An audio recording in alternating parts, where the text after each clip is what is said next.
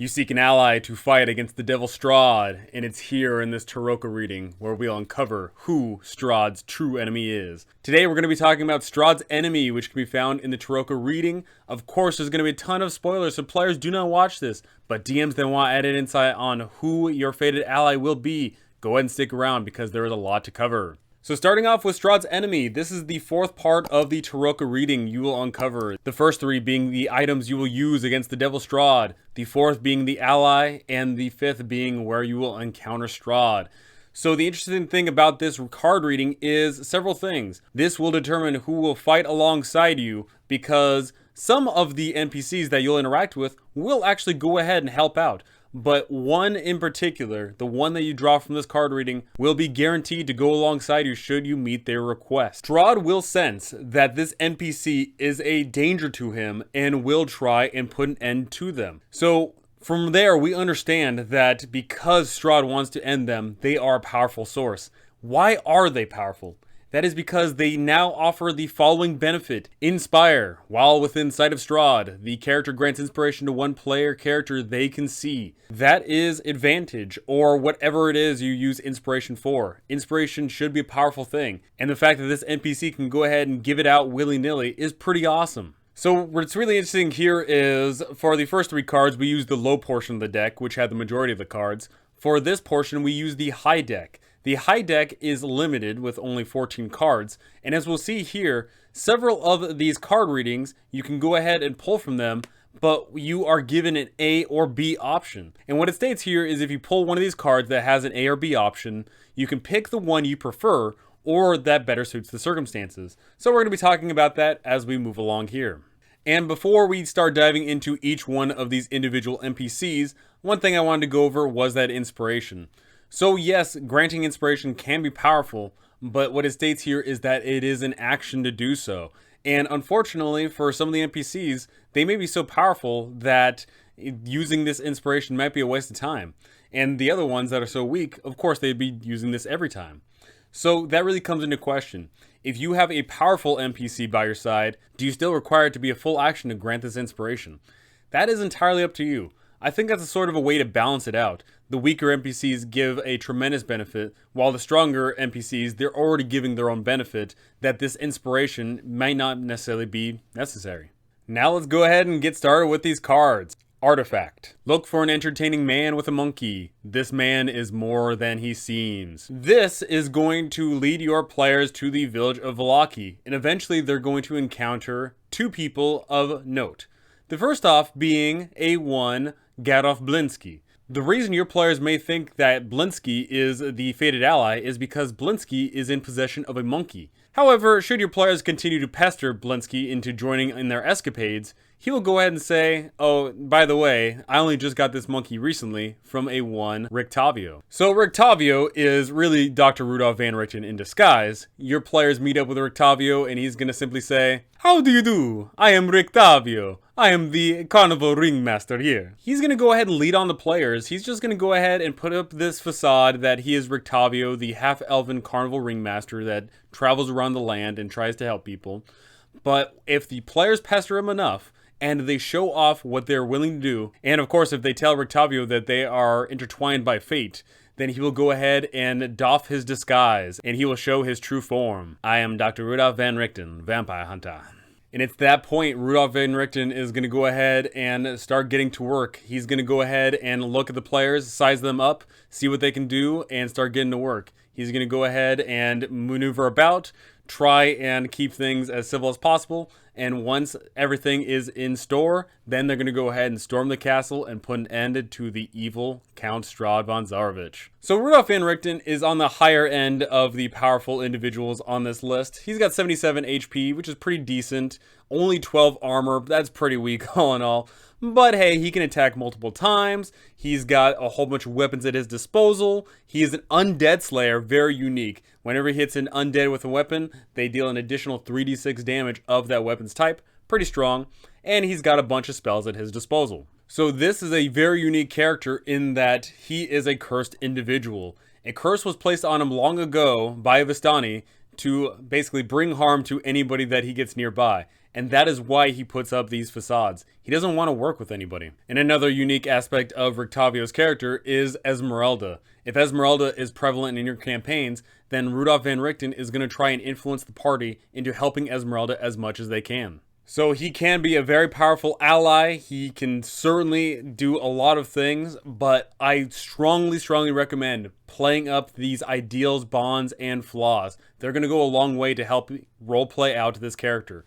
He cannot let evil go unchallenged. To protect the people that he loves, he is going to try and distance themselves from him. And of course, he is cursed, thus he can never have peace. He doesn't believe that he can have peace, but he is going to go ahead and do his most to try and save the world around him, and to that degree, he is going to manipulate the players into helping out the world, and most important of all, by killing Strahd. Beast. A werewolf holds a secret hatred for your enemy. Use her hatred to your advantage. This is going to lead your players to the werewolf den, and specifically to meet Zuleika Toranescu. The interesting thing about her is, for a lot of these characters, you are either going to have to jump through hoops or simply mention, hey, let's go ahead and come along. Your players are going to have to jump through hoops in order to get to Zuleika by, of course, fighting all those werewolves. But once they talk to her, then she'll go ahead and say, hey, I will work with you as long as we avenge my mate, Emil. And how are you going to avenge Emil? By killing Kirill. So Zuleika is once again one of the stronger allies that your players can have. She is a werewolf, and thus she gets immunities to a bunch of damage. She's pretty alright in her own. She does only have 11 AC, which isn't that good, but 58 hit points, and of course some monsters just straight up can't do any damage to her. That's pretty good. And of course she can attack multiple times. The unfortunate thing about her, and as we'll see a lot of NPCs here, is she's not that fleshed out. We don't get too much insight on her motivations, her ideals, her bonds, her flaws, so you are going to have to come up with those on your own. Of course, those are pretty easy to fill in. We know that she is a werewolf, we know that she has a mate, we know that she doesn't like the current management, and of course she is willing to do a lot of things to go ahead and remove that issue. Something important to note here is that she is evil. She is one of the werewolves, and unfortunately all the werewolves in this land do turn to the evilness of the area. But the thing is she is willing to put that aside to help out the players. So if your players agree to the end of the deal to kill Kirill, then you can have a powerful ally by your side. But here's the thing, if you get her early on, then you are going to have to be careful. A lot of the NPCs that your players can have can easily just walk around no issue. And Zuleika is also in that same boat. She can simply be in her human form and walk around, and just like that, she's part of society. But do her evil tendencies get in the way? Do they rear when you are within the land of Barovia, specifically in any of the villages? And does Strahd use that against the party, and specifically her? Broken one. This is the first of the A-B options here, so let's go ahead and look at option A. Your greatest ally will be a wizard. His mind is broken, but his spells are strong. This is going to lead your players to the Mad Mage, i.e. Mordenkainen. So Mordenkainen is an incredibly powerful spellcaster. He can cast 9th level spells. He's pretty strong on his own. But the thing is it's two challenges you have to overcome. One, you have to get to him in the first place. And two, you have to restore his mind. So your players climb all the way up the Mount Baratok, and there they can confront the Mad Mage himself, at which point he will exclaim out, "You think my magic has grown weak? Think again!" If he is reduced to 50 hit points or fewer, he shouts, "Tell your dark masters they can break my body, but never my spirit!" He will then try and escape. So the first time your players encounter the Mad Mage, he will already have casted Mind Blank on himself, just as a precaution. So even if your players do cast Greater Restoration on him, it's not going to work. Your players are either going to have to convince him to allow him to drop it, or they're just going to have to wait out the time, which, if they beat him up, they could reasonably do just by tying him up. Should your players be able to cast Greater Restoration on him and free him of his woes, he will go ahead and invite the players to his magnificent mansion, where they can go ahead and explore around inside. And it's here where you can go ahead and give some great lore dumps, because Mordenkainen has traveled all over the place. He can tell all about all the crazy things he's said and done. And another important thing to note about this character is, while many of the other NPCs will happily join the party along their adventures in the lands of Barovia, Mordenkainen will be too stubborn to do so. He will say that he will join in for the final battle against Strahd, but won't accompany them in their travels. So he's an incredibly powerful ally, but he is only a one-time ally, which makes sense. If he was there throughout the entirety of the campaign, he'd make things trivial and overshadow the party and would be boring. So unfortunately, we are not given any Mordenkainen art in this campaign, but of course, if you just look online, you can easily find any picture of Mordenkainen and use it. Mordenkainen should be a individual that helps out the party as soon as he meets them, and after being restored, he says, yeah, that's great, let's go ahead and you go find all that special items, that holy symbol of Ravenkind, the Sun Sword, the Tome of Strahd, and then I'll go ahead and help you out. And if your players are insistent on Mordenkainen joining along their adventures, he can easily give out the excuse of saying, hey, I lost my spellbook and my staff, I'm going to go ahead and recover those on my own. You guys find those items, I'll find my items, and then we'll go ahead and split up. If your players are still incessant, then he's going to go ahead and blatantly say, hey, I don't trust you, and you guys shouldn't trust me.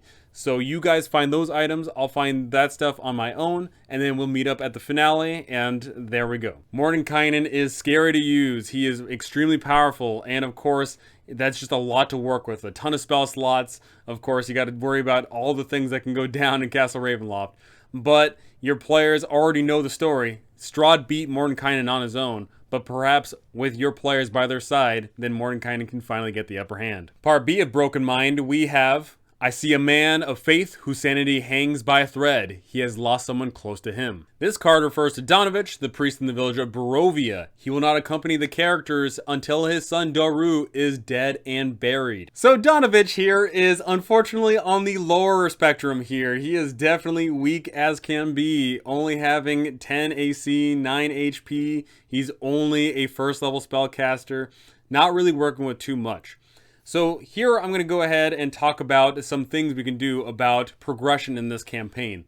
Do the NPCs level up alongside the party, or do you just have them completely flat as is and your players level up over the course of time but the NPCs stay the same? If you do have it where the NPCs stay the same, then unfortunately Donavich is undoubtedly going to meet his end at some point. With only 9 HP, a single area of effect spell by Strahd is going to easily kill him in a single blow, even if you do give death saves to NPCs.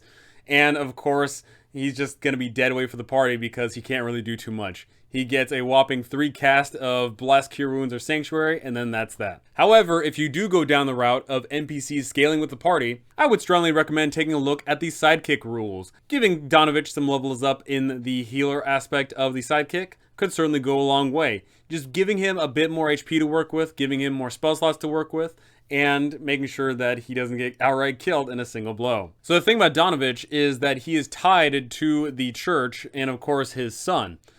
I've already done a villain's voiced on Doru, but something to note here is maybe killing Doru doesn't have to be the answer. Maybe your players can go ahead and have Doru see the light, and maybe your players can go ahead and help turn Doru from evil, and maybe Donavich will go ahead and respond in kind. I like the idea of Doru being redeemed and possibly even reverted back from his vampirism, and Donavich going ahead and wholeheartedly joining the party saying, thank you so much for freeing my son of this terrible evil. I will go ahead and accompany you in joining in on that fight. But of course, if your players don't have the means and Donavich asks for it, then maybe killing Doru is the best answer in putting an end to the evil curse. Your players kill Doru, they bury him, and Donavich says, all right, there's nothing left for me here. Let's go ahead and put an end to this evil in this land. And he'll go ahead and join the party for the entirety of the adventure. Darklord. Ah, the worst of all truths. You must face the evil of this land alone. There is no NPC who can inspire the characters. So I've seen this one get a lot of flack because it seems to take up deck space. You know, there's a bunch of these things that have A and B options, but then we have this one which is essentially no option. So you can go ahead and read it as that, where there is no NPC in this land that'll give inspiration, and that will truly be despairing upon your players if they get told, yeah, there's going to be an ally that'll help you in your fight against Strahd. Oh, actually there is no one in to fight against Strahd. You know, that'll certainly be like, oh, damn, you know, that sucks. But here is another way to look at it. Darklord. What if instead of there being no NPC that can inspire the characters, What if it's Strahd himself? Now we know that in Strahd's character, he is looking for a successor. But at some point in the adventure, he is going to go ahead and agree to himself that there is no one that can replace him. What if, when your players take this card, then there is some subconscious level of Strahd that says that he does want to be usurped? Maybe that subconscious leaks out into reality, and it gives your players inspiration in the fight against him. So while your players are duking out with Strahd, left, right, and center, maybe during that time, a bit of Strahd reveals himself and helps the party urge along the way.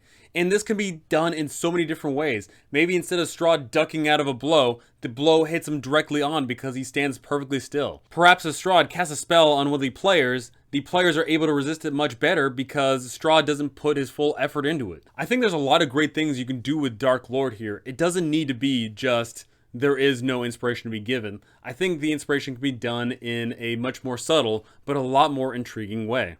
Donjon. Now, the symbology with this Donjon card is really good here, because with A, we have Victor, and with B, we have Stella. Both of these people are locked away in their respective homes. However, the interaction between the two of them is, of course, that one made the other go crazy and get locked up. But it is very unique to look at, so let's go ahead and look at A. Search for a troubled young man surrounded by wealth and madness. His home is his prison. This card refers to Victor Vallakovich, the son of the Baron in the town of Vallaki. Realizing that the characters are the key to his salvation, he enthusiastically leaves home and accompanies them to Castle Ravenloft. So Victor Vallakovich, he's pretty friggin' strong. He is a 9th level spellcaster, and he can cast a bunch of spells, and he's got a pretty decent HP pool and all. So he's a pretty powerful ally to have. But here's the issue. This dude is evil. He is a depraved being. He has done some terrible things, including murder. So for the character of Victor, we discover that if your players ask around town, then they will discover that the Baron does have a son, but he never gets seen. And in fact, one of the rumors that your players could hear is that there are strange lights that emanate out of the Baron's attic. Victor stays away from everybody and spends all of his time up in that attic where he is practicing his magic. Years ago, Victor found an old spellbook in the mansion's library and taught himself magic. He has been trying to recreate a teleportation circle in the hopes of escaping the lands of Barovia. But the thing is that this thing is unsuccessful. This thing cannot work purely because of the land of Barovia. But the other thing too is, unfortunately, he has had some experimentation with this, and everybody that's tried to teleport out with this thing has been turned to dust. So getting to Victor is actually pretty tough because if your players don't have the pretext to meet with him, then the Baron may not let him in. That is definitely something you're going to have to consider if your players are allowed to meet with Victor at all. Because it doesn't make any sense that the Baron would just randomly say, oh yeah, well, come into my home if the players just arrived at town. Your players are going to have to work for it. And especially, of course, over the course of time, there could be some terrible tragedies that happen to the Baron and the Baroness. So where your players meet up with Victor during the whole timeline of the village of Vallaki is very important, because at some point, Victor may just decide to bounce out of there. And if your players decide to snoop around the place, they may be in for a terrible time. If they go ahead and make their way up to that attic door and open it, then they're going to get electrocuted by that glyph of warding, which does 5d8 lightning damage. And inside, if they get into a scuffle, then they'll be in for a bad time too. Because if he casts a spell indoors, they may be just overwhelmed by his sheer strength. Here inside this attic, your players will be able to look and see that the teleportation circle that he's made is terribly flawed. And it will do 3d10 points of force damage if you try and teleport out of this thing. 3d10 points of force damage is more than enough to kill a commoner. If reduced to 0 HP in this way, the creature is disintegrated. Victor has been casting suggestion on some people to get them to try this out, and unfortunately for the victims, they have all succumbed to the terrible nature of this teleportation trap. So if your players meet with Victor and see the kind of person he is, they may be taken aback. Yes, he may be their fated ally, but at the same time, he is evil. So you definitely have to consider what is going to happen with your players if they are on the side of justice. On the flip side, we have B. Find a girl driven to insanity, locked in the heart of her dead father's house. Curing her madness is key to your success. This card refers to Stella Wachter, the daughter of Lady Wachter. She has been driven insane by Victor, and unfortunately right now she thinks that she's a cat, and she has been locked away in the home. It is going to take a greater restoration spell to get rid of her madness. Before then, she will not be able to confer any sort of benefit to the party. Stella is happy to join the party and leave her rotten family behind with her wits restored, which is very telling, the fact that she's willing to go out in the world instead of dealing with her mom and brothers.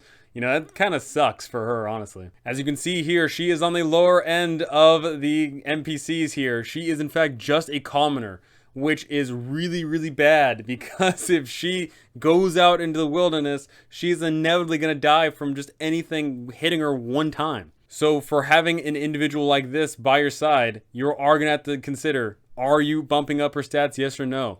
And if so, then to what degree?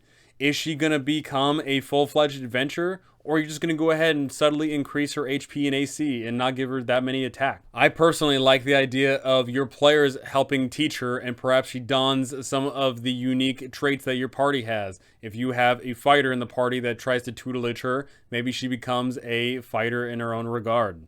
Seer. Look for a dusk elf among the Vistani. He has suffered a great loss and is haunted by dark dreams. Help him, and he will help you in return.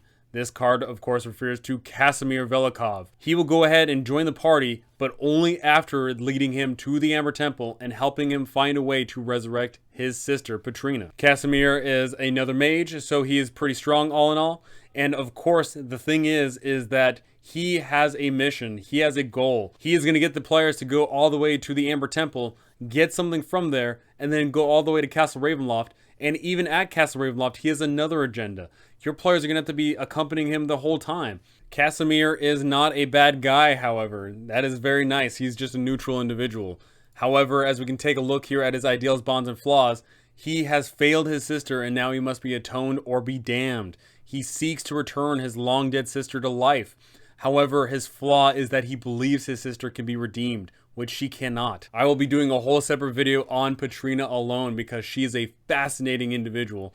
But Kasimir is so unique too. He guides the players through so many things and is a great ally to have. And of course is just a blast to do. Your players can be given a quest that takes them all around the place. And once they get to Castle Ravenloft, instead of immediately charging after the big bad, they may be going ahead and diving into the catacombs where they'll find some pretty awesome and terrible things down there. Ghost. Interesting enough, for Ghost, we are given two undead. One of them is a ghost in the form of a spectral warrior, the other one being a undead paladin. So let's go ahead and start off with A. I see a fallen paladin of a fallen order of knights. He lingers like a ghost in a dead dragon's lair. Hopefully your players start asking around to see if there's any dead dragon lairs around. There is no dead dragon lairs around, but there is in fact a holy order of paladins that used to worship dragons. Your players get prompted over to Argynvostold. Climbing around the place, your players will inevitably bump into Sir Godfrey Gwilym. I am Sir Godfrey Gwilym, Paladin of the Light,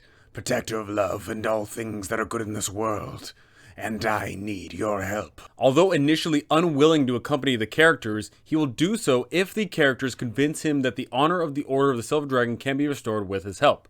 Doing this requires a DC 15 persuasion check. So it's interesting. A lot of these characters, it says if you perform a quest, or if you simply talk to them and reveal their fate, they will go ahead and accompany you. Some of them also say you have to perform a spell, specifically Greater Restoration on some of them, in order to get them to come along. But the thing is a DC 15 persuasion check. What that's telling me is you theoretically could fail that. And that would suck, because if he's your fated ally and he doesn't accompany you, then what the heck is the point? So I say screw that whole persuasion check. Just go ahead, and if your players do a convincing speech to get him to come along, he'll come along. Sir Godfrey Gwilym is a revenant, but he is not an ordinary revenant. He's a beefed up revenant. He has a bunch of HP, but of course the really, really powerful thing here is that he is a paladin. He has paladin spells. He's got all these smites. He is a pretty badass dude. So here is the awesome thing about Sir Godfrey Gwilym. Incredibly powerful, insightful. He's willing to help.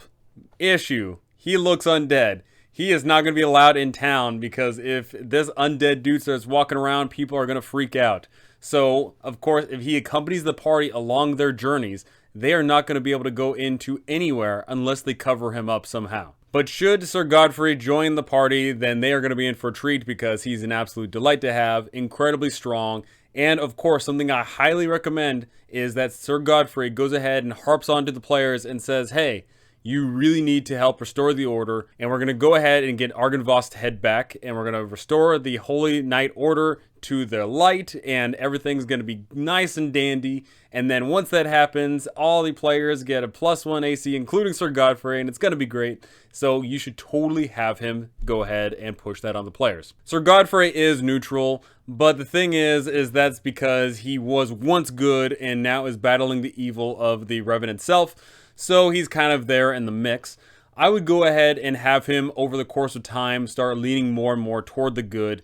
Make sure that he is doing the just things and doing the right things, and allow some of his life to shine through undeath. On the flip side of Ghost, we have B. Stir the spirit of the clumsy knight whose crypt lies deep within the castle.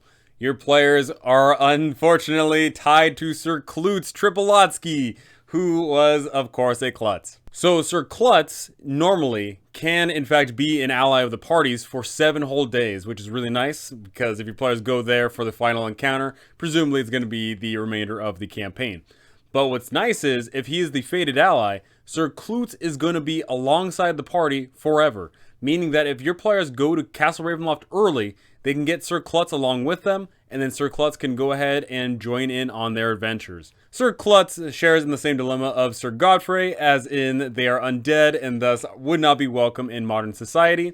The thing is that Sir Godfrey is at least flesh and maybe blood? I'm not quite sure. I don't think it's ever specified. But he is at least a walking around dude, and you can at least cover him up and put makeup on him. Sir Klutz is, however, a spectral being, so trying to put clothes on him would be a bit tough.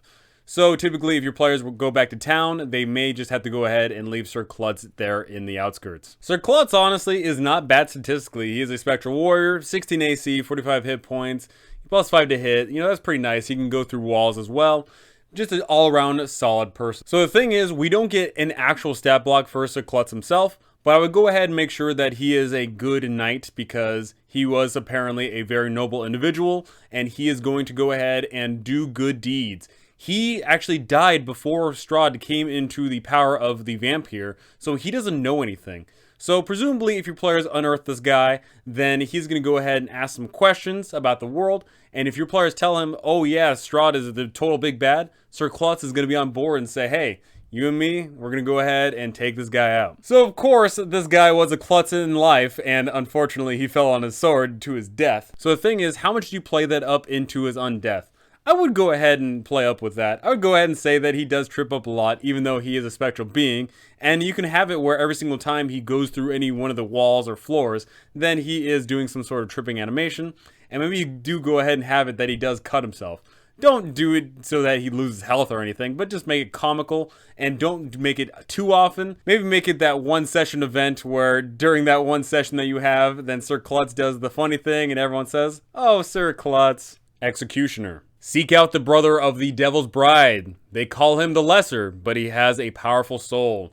So if you're running this game in a traditional sense, where your players come through the village of Barovia and then make their way over to the Seerpool encampment, they probably have already had a run-in with Ismark, in which case they'll say, oh, hey, it's Ismark, let's go ahead and go back. Or if Ismark is literally right there with them, I would go ahead and have that be part of the speech. If Madame Ava is calling this out and then she says the lesser part, then everyone's eye is going to be on Ismark, and Ismark's going to say, oh, great, it's me. Here's the thing. Ismark will join the party, but he won't accompany them to Castle Ravenloft until he knows his sister Irina is safe. So first off, looking at a stat block, he is the stat block of a knight. Not bad, you know, he's got some good stuff. But the thing we want to know about is, what does it mean for Irina to be safe?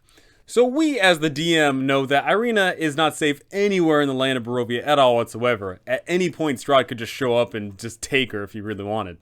So the only way that she is truly safe in the land of Barovia is if she gets taken away by the spirit of Sergei. But the thing is that it's not about what we know as the DM, it's about what Ismark would think. Once Ismark believes that his sister is safe, then he will go ahead and accompany the party. So if in your world, the village of Vallakovich gets made safe to some certain degree, then perhaps Sergei will go ahead and say, okay, let's go ahead and do this thing. Or it could be, moving over to Kresk and just having Irina just dropped off there. Maybe that's safe enough. Or any number of possible locations. Once Ismark believes that Irina is safe, he will go ahead and join the party. Of course, I totally think that if your players drop off Irina anywhere at any point and just totally leave and start storming the castle, maybe go ahead and have Strahd teleport to her location, nab her, take her all the way back to the castle, and you can have a fun moment there. The fun tie with Ismark is that he is definitely one of the earliest NPCs your players can be interacting with in the lands of Barovia. So it is fitting that your players could meet him early on and then have him be one of the major NPCs throughout the course of this campaign. Horseman. For the two horsemen here, we get a noble and a not so noble individual. For A, we have, I see a dead man of noble birth, guarded by his widow. Return life to the dead man's corpse, and he will be your staunch ally. This card refers to Nikolai Wachter, the Elder, who is dead. So your players would need to cast the Raise Dead or Resurrection spell on him, which natively in this campaign, the only way your players would be able to get to it is if they did a deal with the Dark Powers. However, if you want Nikolai to be resurrected earlier on and your players uncover this information, then Rictavio can go ahead and help them out. If your players are staying at the Blue Water Inn, Rictavio can go ahead and leave a Raise Dead scroll for the players in one of the rooms, in which case your players go out for a bit, then all of a sudden come back. Oh, hey, there's a spell scroll here. Let's go ahead and use that. They're probably going to be curious about where this thing came from and may try and suss out to see if this is some sort of trap. But if they explore around enough, they'll discover that the thing is real, and they can go ahead and use it on Nikolai Wachter. Of course, there is the possibility that you have a bunch of greedy people in your party, and they say, screw resurrecting some dead guy, we're going to use it for ourselves. In which case, your players are going to have to get a little creative here. They could, in fact, use the services of the Abbot of St. Markovia. They can enact a deal with the Dark Powers, or maybe something else. So Nikolai, once he is returned to life, he will say, okay, in life, yes, I did in fact like Strahd, but near the end of my life, I saw the error of Strahd's ways, and I know that he must be defeated. So the interesting thing about this is, if Lady Wachter is still alive, this could be a big deal. Lady Wachter is a staunch ally of the devil. So it is very interesting what happens in this case. We don't get any information on how Lady Wachter would react to her husband being brought back to life. We also don't get too much information on how Lady Wachter reacts to Nikolai turning against Strahd. The only information we get here is he will go ahead and help out the party despite his wife's protests. So unfortunately, Nikolai is one of those characters that just isn't that strong. He is purely the stat block of a noble, meaning he's only got a +3 to hit, he's only got the 15 AC, only the 9 HP, only the one little reaction. So if you definitely want him to be a bigger component, then you would consider buffing him up a little bit. So in regards of how Lady Wachter would react to all this, that really depends on the rapport your players have with her and with Strahd. If your players worked alongside Lady Wachter, helping her rise to power, and then brought her husband back to life, she would reasonably be very grateful. But at the same time, if it is for the purpose of defeating Strahd, she'll totally be against it. But at the same time, maybe your players could try and convince Lady Wachter that, hey, Strahd is in the way, that we need to go ahead and do something about it. But if your players were combative with Lady Wachter from the start and didn't help her rise to power and the Baron is still in charge, then of course Lady Wachter is going to be pissed. And of course there is a lot of things to be said that totally reasonable to think that she believes that there is dark powers involved in his resurrection, in which case she may not be approving of what is going on here. For B of Horsemen we have, a man of death named Argal will forsake his dark lord to serve your cause. Beware, he has a rotten soul. This card refers to the Vistani assassin named Argal. If the characters mention this card reading to him, he accepts his fate and accompanies the party. If the characters succeed in defeating Strahd, however, Argal betrays and attacks the party, believing that he is destined to become Barovia's next lord.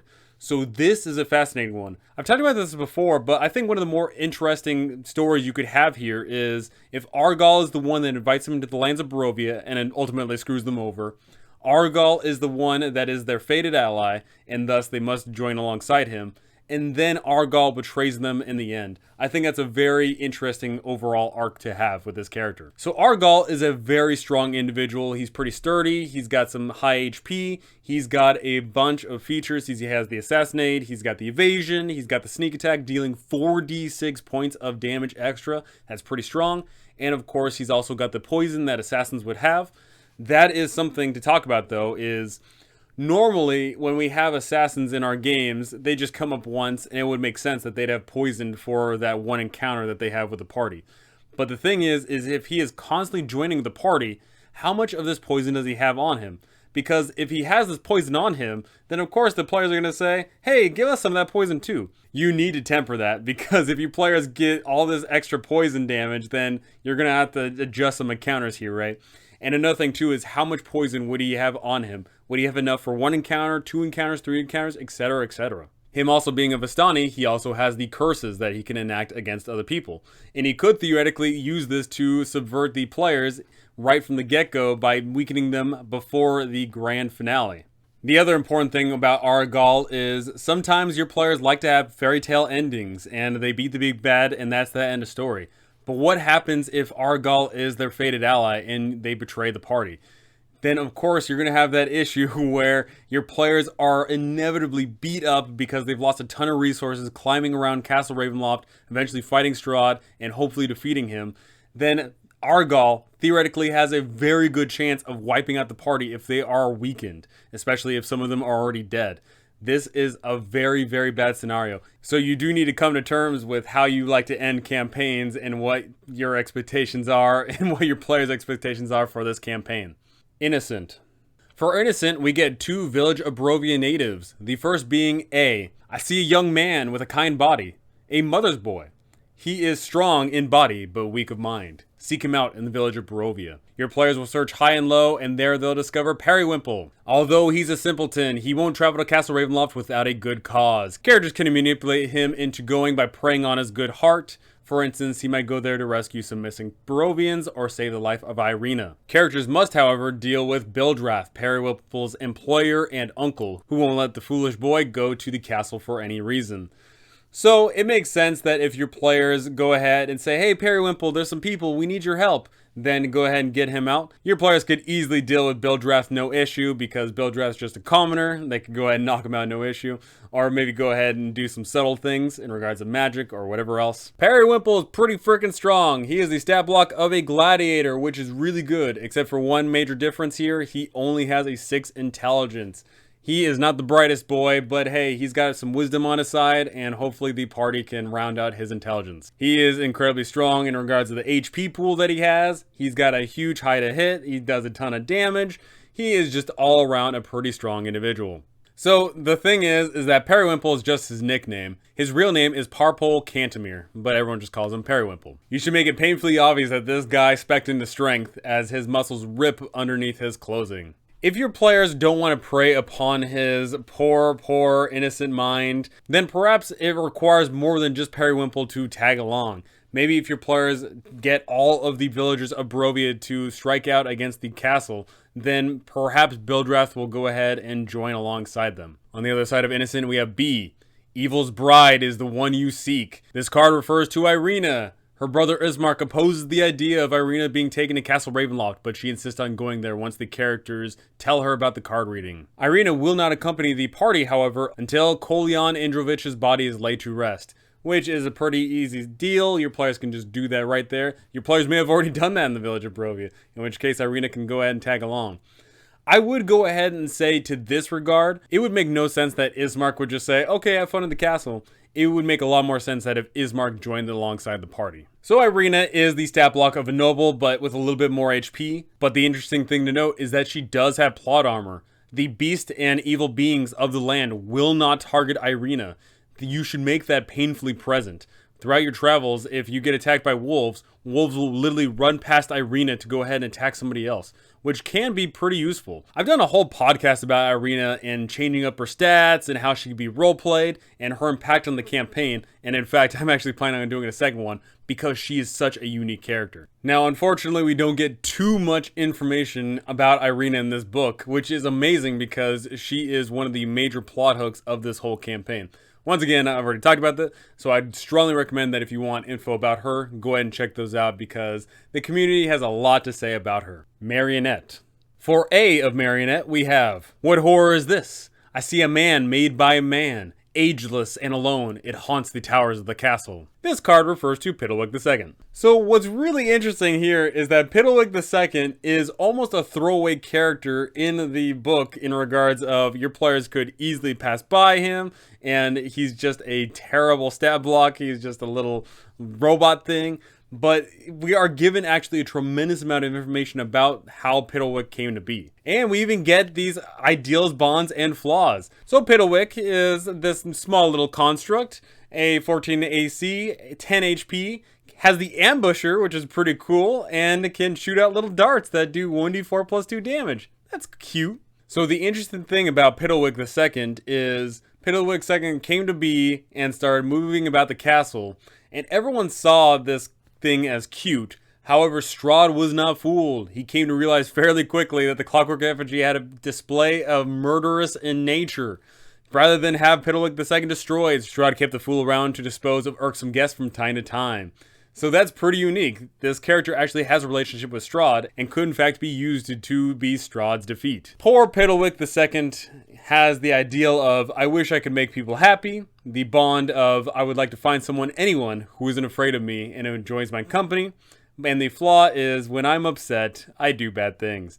Those bad things usually come in the way of throwing people down the stairs. So the important thing to understand about Pidlwick II is, Pidlwick understands common, but doesn't speak, read, or write, meaning that there is no effective way to communicate with this creature, and it also being a construct, it doesn't have a mind, so you can't read minds either. The only way Pidlwick II is going to convey anything is through some sort of pantomiming, and you can go ahead and play that up for laughs abound. Pidlwick II is, once again, definitely one of those incredibly weak characters that can easily get one-shot by Strahd, but the thing is if Pidlwick II is hiding around or slinking around the corners and Strahd doesn't know about this character being turned against him, then it's reasonable that you don't need to buff him up. But if he does join the party in their adventures around the lands of Barovia, Strahd's inevitably going to learn of this and going to want to dispose of this clockwork being. For B of Marionette, look for a man of music, a man with two heads. He lives in a place of great hunger and sorrow. This is referring to Cloven Bellevue. Cloven is one of the free mongrel folk at the Abbey of St. Markovia who goes ahead and feeds all the people. However, he doesn't like the rest of his family. He sees how disgusting they are and he abhors them. So the interesting thing about Cloven is that he serves the abbot out of fear and a perverse sense of loyalty. He will not leave the abbey if the abbot is still alive. If the abbot dies, however, Cloven doesn't have any reason to remain in the abbey, so he's willing to come along with the party so long as they provide him wine and make sure that he has his viol. So Cloven's not the worst of the allies, but definitely on the weaker end. Not really that great in the attacking department, but does have the mimicry and the two-headed perks, which could prove somewhat useful, and unfortunately will actually slow down the party with his 20 movement speed. He needs to be bribed with wine because unfortunately his madness comes in the form of being drunk keeps me sane. He is drunk most of the time, but not to the extent that it impedes his abilities, and his musical performance actually improves when he is inebriated. So the thing about this is, your players may not have made an enemy of the Abbot of St. Markovia, in which case they will be confused, especially if they don't know about the Abbot. If they come here for the first time, meet the Abbot, and he's a cool dude, and they just talk, then they're going to be like, oh man, we got to get rid of the Abbot. He seems like a swell guy. And especially if your players have built a rapport and they've gotten some favors out of the abbot, such as raising people from the dead, then they'll totally be conflicted about trying to kill this guy. But if you want it to come to blows, then you should make it so that Cloven is absolutely adamant that he will not leave so long as the abbot is here. Now, if your players are absolutely adamant on not killing the abbot, then of course they could do several things. They could go ahead and try and stage some elaborate thing that makes it appear like the abbot's dead, and they can go ahead and steal Cloven away. Maybe your players go ahead and just steal him away anyway, and he's kicking and screaming, but he can't really do anything about it. Go ahead and reward creativity here. Make sure your players work for it, because getting this guy away from the abbot could prove interesting. And also the other flip side of this is, what happens if your players do pull a prank on Cloven and get him out of here? How is the abbot going to respond to all of this? Is the abbot going to approve of his castellan being stolen away? Missed. A Vistana wanders this land alone, searching for her mentor. She does not stay in one place for long. Seek her out at St. Markovia's Abbey, near the mist. This card refers to Esmeralda. So the thing is that your players could bump into Esmeralda in any number of locations in this book, including the Castle Ravenloft itself. If your players are unfortunate and never get to meet her, then in fact, one of the random encounters your players can get into is Esmeralda in Castle Ravenloft. So Esmeralda was once the student of Rudolph van Richten, but now she has become the master because she is quite frankly better. She has a really nice plus to hit, she's putting out good damage, she has the Vistani curses, she's got some spells of her own, including greater invisibility, a very, very strong one for her. She's got a ton of skills, she's just a badass all around. So what's really unique is it actually specifically states that Esmeralda is someone that could go ahead and give the players a Tarokka reading if they've not already gotten it, which is pretty cool. She comes with her own set of ideals, bonds, and flaws. Her ideal is that evil that feeds on the innocent is the worst of all evils and must be destroyed. Her bond is her mentor and teacher, Dr. Rudolph van Richten, who is like a father to her. And her flaw is, I go where angels fear to tread. She is a daredevil in her own regards, and this has landed her into a number of issues. In fact, on her previous excursion, she got her leg bitten off by some werewolves. Pretty gnarly. So what's cool about Esmeralda, of course, you can bump into her all over the place, and she crops up in the story numerous times. And of course, she is just really powerful. So the thing is that she isn't going to go ahead and just randomly trust a whole bunch of random people. She is going to go ahead and say, yeah, I need to make sure that you guys are up for it. So you can go ahead and have it be some sort of test. You can make it so that she looks at the party and says, okay, you're a lower level. Maybe you guys go ahead and do some stuff before I accompany you because I've got things to do. I've got Strahds to research and I've got places to be. And once your players have built up their rapport and trust, she will then totally accompany the party. And your players can go ahead and travel the lands and make your way to various places. Her being a Vistana might prove a bit of an issue to some locations, like the village of Vallakovich, but for the most part, she can go ahead and get away with pretty much anything. Raven. Find the leader of the feathered ones who live among the vines. Though old, he has one more fight left in him. This card refers to Davian Mardukov, the patriarch of the Wereraven clan. So normally he's just this withered old guy, but if you have this card, then he'll go ahead and spruce up and say, yes, I've got one more fight left in me. In which case he'll go ahead and join the party. He'll go ahead and have his sons make sure that everything's fine back at home. But before your players arrive to Castle Ravenloft, he does have one request. He wishes to go to the village of Vallakovich and meet with his son Erwin to go ahead and reconcile before the grand finale. Davian has a stat block of a Wereraven, nothing too fancy, but of course him being a Wereraven does mean he's immune to some sorts of damage. He's got some fun stuff here. He can transform into a raven, which could prove very useful. He could go ahead and fly and scatter around for the party. He could squeeze into places normally people couldn't, etc., etc. Unfortunately, we don't get too much detail on Davian's character himself. The only thing we get is that he's suspicious of the characters until they prove their trust, but once that trust is built up, then he can go ahead and shower them with praise. So, the thing is that Davian himself is this old dude, and he's got a ton of Wereravens by his side. It seems perfectly reasonable to me that there would be at least a company of Wereravens that would join the party, maybe to help out and fly around all Castle Ravenloft and go ahead and, start interrupting some things. Tempter. Another two-parter here, and the last card. For A, we have, I see a child, a Vistana. You must hurry, her fate hangs in the balance. Find her at the lake. This is going to tell your players that there is a Vistani girl in trouble, and your players go ahead and start searching around. If your players ask around, inevitably they can stumble across Arbel, who's of course being drowned by Bluto up there at Lake Zarovich. So she gladly joins the party if she is saved, but if she returns to her camp, her father Luvash refuses to let her leave. That is where the conflict ensues. One, your players could theoretically fail and Arbel just dies, in which case that sucks.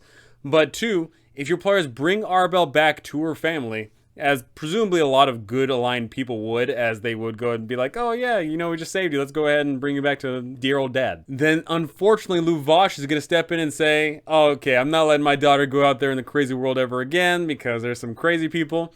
And that is a big deal. We get no information in this book about how Luvash could be entertained with the idea of letting Arbel out in the world. So it makes me think that it would typically come to blows, which is perfectly reasonable. Why the heck would you allow your little girl to travel around the world with some crazy people going up against your boss? It makes no sense. So yes, I do believe that if your players bring Arbel back to Luvash, then there is no way of getting Luvash to consent to this whole arrangement. Typically, what would have to happen here is either something would have to come to blows, or your players go ahead and use some magics or whatever else to go ahead and sneak her away. In which case, they will earn the ire of the Vistani camp, and that could be pretty bad later on. So Arabelle is the weakest on paper. She's not even a commoner, as a commoner would have 4 HP and at least some sort of attack. Arabelle has nothing. Her stat block is worthless. But of course, in the community, she is an absolute enigma. People love to dissect Arabelle's importance in the campaign and give her a whole bunch of things. A lot of people like to go ahead and flesh her out by giving her extra abilities, making her some sort of other character, making her something. I would strongly recommend you dive into that because there is a plethora and a wealth of information to be gleaned from that. I would go ahead and say though, as written, she is practically worthless except for one major thing. She is a Vistani through and through, and that means Strahd doesn't want to attack her, which could prove useful. Some of the things I've seen people go ahead and expand upon is having her as some sort of deity. I've seen some people go ahead and say that she transforms over the campaign and she gets extra abilities. Her Vistani curses come into play. She gets some unique spell casting, etc., this and that. You can go ahead and expand upon her as much as you want, but I certainly think that there is a unique charm to having someone that is on paper worthless, but still making it work throughout the course of the campaign. Also very unique to note here is that she is a descendant of Madame Ava with the blood of Barovian royalty in her veins. She is unaware of her connection to Strahd, however. She acts more like an adult than a child. Despite her recent misadventure, she believes that a great destiny awaits her, which theoretically could be. I think there's a really fun story to tell there where your players have Arabelle as their ally. They go ahead and defeat Strahd, and the land is cleared, and Arabelle takes over, and, you know, there could be some fun epilogue with that. And lastly here, for Tempter, we have B. I hear a wedding bell, or perhaps a death knell. It calls thee to a mountainside abbey, wherein you will find a woman who is more than the sum of her parts. Very, very little there, and that's absolutely fantastic.